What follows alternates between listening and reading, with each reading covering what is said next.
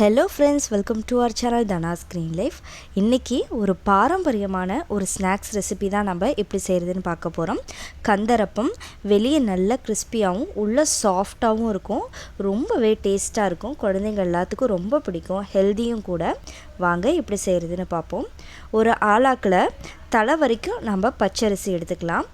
அந்த அரிசிக்கு மேலே கோபுரம் போல் நம்ம உளுத்தம்பருப்பு எடுத்துக்கலாம். உளுத்தம்பருப்பு பயன்படுத்தி தான் நம்ம கந்தரப்பம் செய்ய போகிறோம். பாருங்கள், இந்த அளவுக்கு எடுத்துருக்கு. இதை நம்ம ஒரு பாத்திரத்தில் மாற்றிட்டு 1 மணி நேரம் அளவுக்கு நம்ம ஊற வச்சுக்கலாம். ஊற வைக்கிறதுக்கு முன்னாடி 2 தடவை நல்லா வாஷ் பண்ணிவிடுங்க. பாருங்கள், இப்போ வாஷ் பண்ணியாச்சு. இதை ஊற வச்சிடலாம் 1 மணி நேரம் அளவுக்கு.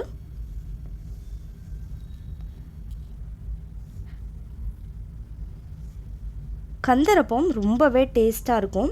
நம்மளோட ட்ரெடிஷ்னல் ரெசிபியும் கூட. இப்போது 1 மணி நேரம் ஆயிடுச்சு. நல்லா ஊறி இருக்கு பாருங்கள் அரிசி. இதை இன்னொரு முறை நல்லா களைஞ்சிட்டு தண்ணியை இருத்துருங்க. அரிசியும் பருப்பையும் நல்லா வடிகட்டிட்டு இதை ஒரு மிக்ஸி ஜாருக்கு மாற்றிக்கலாம். அரிசி எடுத்ததுக்கப்புறம் 1/2 கப் அளவுக்கு தேங்காய் துருவல் சேர்த்துக்கலாம். 2 ஏலக்காய். முடிஞ்ச வரைக்கும் தண்ணி சேர்க்காமல் இதை அரைச்சிக்கோங்க.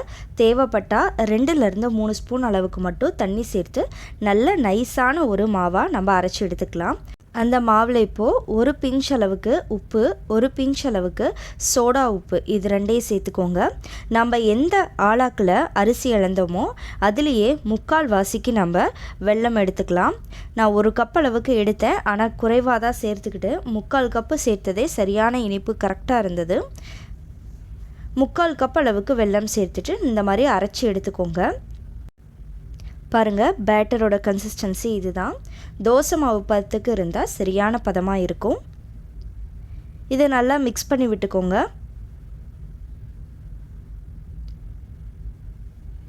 ரொம்பவும் திக்காகவும் இருக்கக்கூடாது, ரொம்ப தண்ணியாகவும் இருக்கக்கூடாது. இந்த மாதிரி இருக்கிறது கரெக்டான பதம்.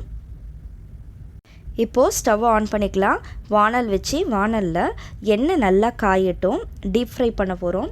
எண்ணெய் மிதமான சூடு, ரொம்ப ஓவர் ஹீட்டும் ஆகக்கூடாது, சூடே ஏறாமலும் இருக்கக்கூடாது. ஓரளவுக்கு மிதமான சூடு வந்ததுக்கப்புறம் இது நம்ம ஒவ்வொரு கரண்டியாக ஊற்றும்போது கரெக்டாக வெந்து மேலே வரும். பாருங்கள், ஒரு கரண்டி மாவு ஊற்றுனதும் ஓரளவுக்கு ஒரு சைடு வெந்ததும் அப்படியே தானாக மேலே எழும்பி வரும்.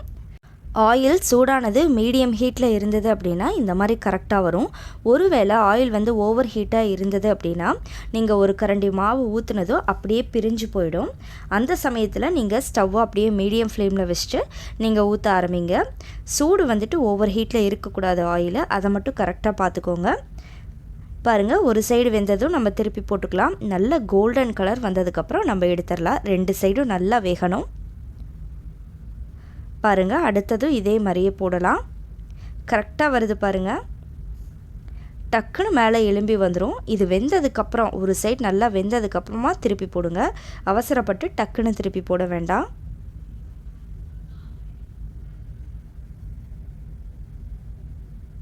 பாருங்கள், வெந்துருச்சு. ரொம்பவே சாஃப்டான கந்தரப்பம் ரெடி ஆகிடுச்சுங்க. நீங்களும் ட்ரை பண்ணி பாருங்கள். குட்டீஸ்க்கு கண்டிப்பாக பிடிக்கும், ஹெல்த்தியும் கூட. அவங்களோட ஸ்நாக்ஸ் பாக்ஸ்க்கு இந்த மாதிரி ஹெல்த்தியான ட்ரெடிஷ்னல் ரெசிபி கொடுக்கும்போது நம்மளோட கல்ச்சர், நம்மளோட ட்ரெடிஷ்னல் ரெசிபிஸ் எல்லாமே அவங்க சாப்பிட்டு பழகுவாங்க. நம்ம கடையில் வாங்கி சிப்ஸு கேக்குன்னு கொடுக்கறத விட இந்த மாதிரி ஒரு ஐட்டம் கொடுக்கறது ரொம்பவே நல்லது.